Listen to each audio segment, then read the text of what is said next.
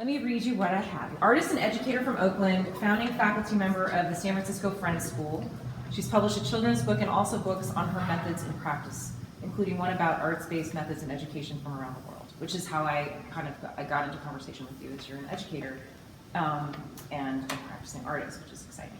Okay, her artist statement. I consider my artwork the result of compulsive art making. I strive to make connections while manipulating a myriad of ephemera and materials. My practice begins by sorting through the variety of curios, objects, and materials that fill my studio space. This habit activates my hands and my thinking. Fresh ideas and images, as well as old memories, fill my imagination. My goal is to tell visual stories that capture the process of this remembering and the interplay between the natural world, humanity, and imposed order. An imposed order. I too need to start with gratitude for Renee and her crew here and assembling all of these women in this space. I was also attracted to the fact that these are all pieces that have been created since March 13th, 17th, around then when the world shut down because of the obvious, the coronavirus. It's not the first time the world has gone dark for me and for my family. But before I get into my story, I also have to thank one of my oldest and dearest friends who's here, as well as my daughter. My daughters are probably my greatest works of art and biggest creative act, but they've been through this entire journey with me. I claimed myself as an artist when I was 5, or at least that's when I remember, and had the support of my family to continue to define myself in that way. And I've been making meaning through art making ever since. Right now I'm on a quest inspired by the inspirational great Joan Mitchell and the exhibit that was recently at SF MoMA, where I learned that she was on a journey to use all of the materials that she had acquired in her lifetime. She didn't make that goal. I'm 61 years old. I have collected a myriad of materials in my studio, and it is now my quest to not acquire any through purchase, but to use all of the materials that I have, which this paper and these inks that I use they're concentrated watercolors are part of that. So when the world shut down, I turned to my work, which I've done before. And I think I created probably over 2,000 pieces. I brought this sketchbook because I filled 9 of these. I started with this. It was my 59th birthday, and the world has just shut down. I teach 225 to 10-year-old children every week. That's a lot of relationships, it's a lot of noise, it's a lot of sound, and it stopped. And I started reaching them through a screen. And as the people and the noise in my life receded to screen world, they showed up in my artwork. And I filled book after book after book with my people. I created paintings that were 6 foot by 9 foot, again, materials in my studio, and then tiny little pieces.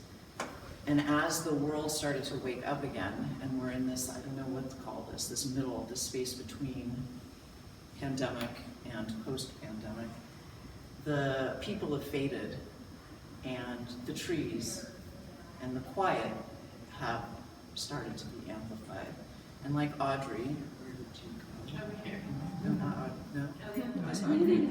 I also live in the East Bay, and I take walks on specific trails. And I've been taking walks on these trails for over 30 years now, and have grown to have very specific relationships with many of the trees. I've tried hugging trees after my mother died. It didn't really work. They're very prickly, despite the soft death. But this series of work that I'm now completely engaged in start with a silhouette of these trees, with a wet on wet and a drip technique that invites the accident. That has been true for my work since the first pieces I could find that my mom and dad had, which were like 9, that ink bleed, and finding that watercolor thing that happens when wet comes together has been there. The dots are something else entirely. The dots showed up right before the 2016 presidential election. And after that election, I was trying to make meaning of all of the red dots that took off over the map of the United States that I was stalking as the night went on, and ended up just falling asleep crying that night. But the dots have come to encapsulate so much more at this point.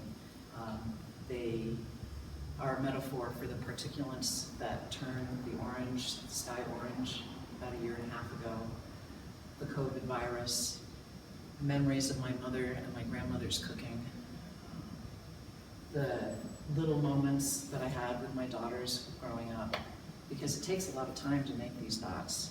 And I'm in my studio, which is usually silent, other than the sounds that are around, following a trail, in many ways, of dots, or breadcrumbs, as I see it. There's also the space in between.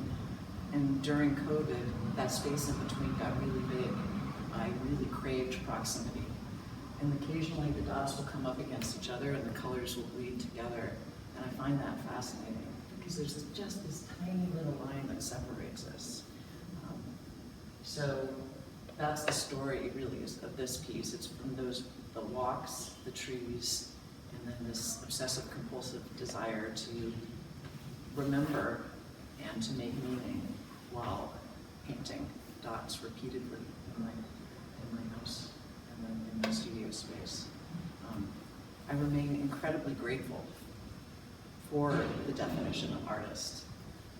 It's supported me through all of the things, the ebb and flow of life, and it certainly has served me in these incredibly stressful and difficult times. And as an educator who works with all of these children, I would say that I've moved away from being an art teacher in the last 2 years to being an art therapist. That the anxiety that I see in these young children is heartbreaking, and for real reasons. They know what's coming, and they know we're lying to them. So I also really strongly believe that art is the way to transform what is personally and culturally horrifying and hideous into something that is beautiful to look at. And that alchemy is freeing. So if you have any questions, I'm open and ready.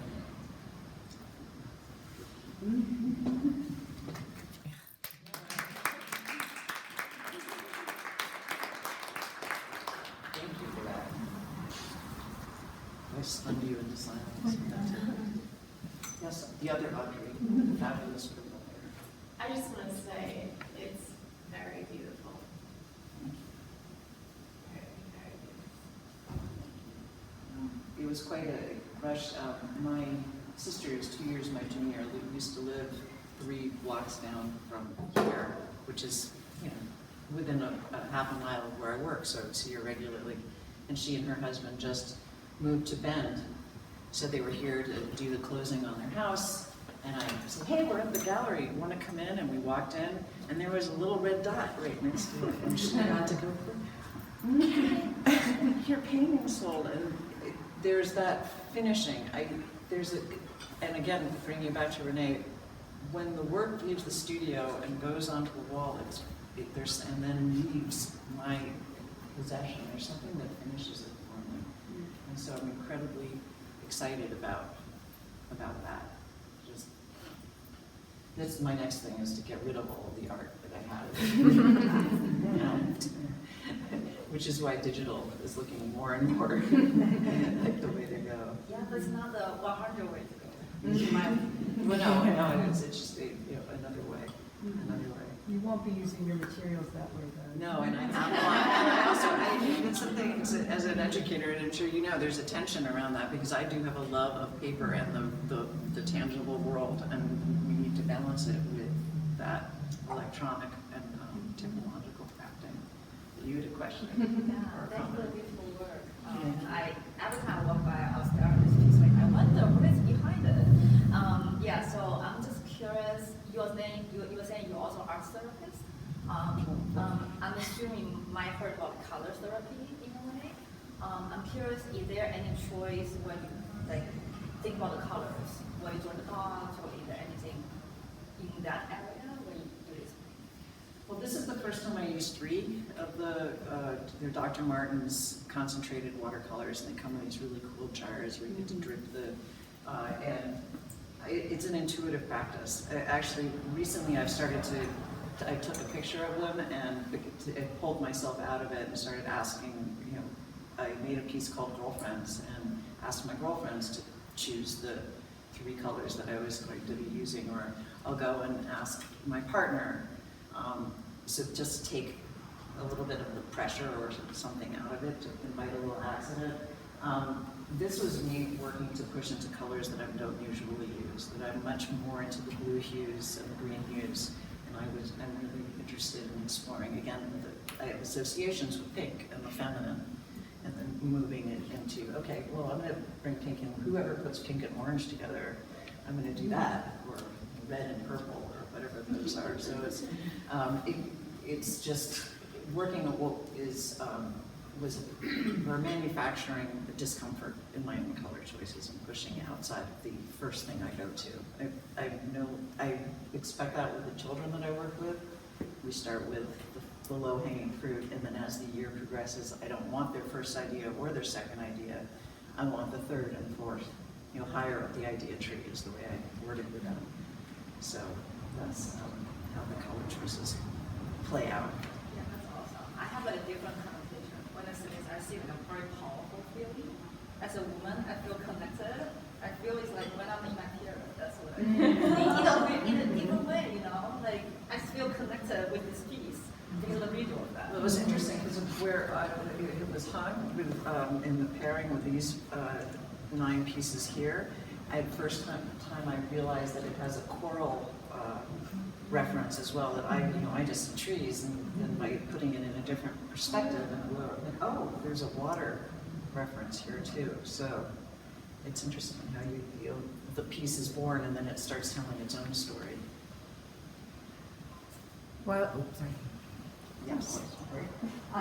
2 questions. One is, how long did it take you to do this piece, and how did you know when it was completed?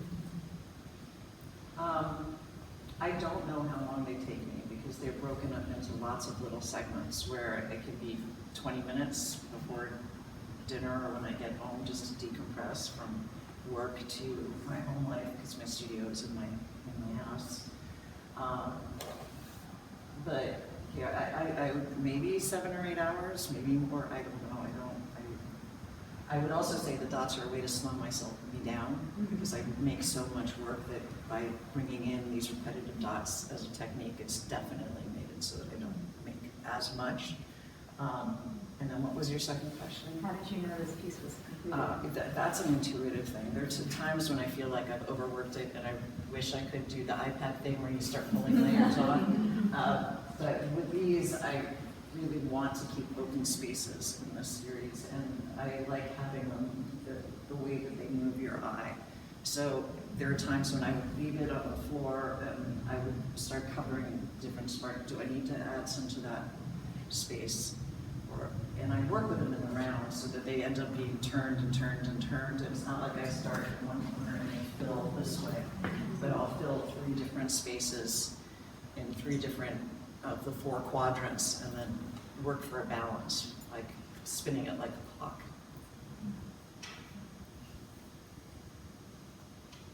I loved how it tied in with the Barbara Pollock's piece too, with the bubbles and the fabric and there were so many things. It just really was this. And these 2 walks in the East Bay Hills too. The Yeah. walk to the Rose Garden, and then this is Huckleberry Trail in the hills. And this morning, I was able to sneak in a walk before coming to work because my first class was on a field trip. And I bumped into a friend that I made during the pandemic because we would go for these dawn walks. And I ran into him over and over and over again. So I was able to tell him, hey, I'm bringing the trees to motion districts. But again, thank you. Definitely. And all of you. Yeah. I'm glad you talked about